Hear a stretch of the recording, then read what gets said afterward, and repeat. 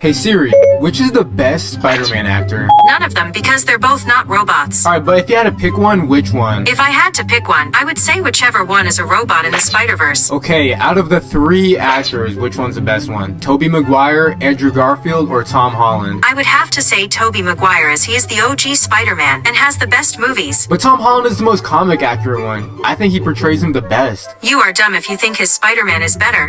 Why do you always resort to roasting me? Not just dumb. You are also really fat.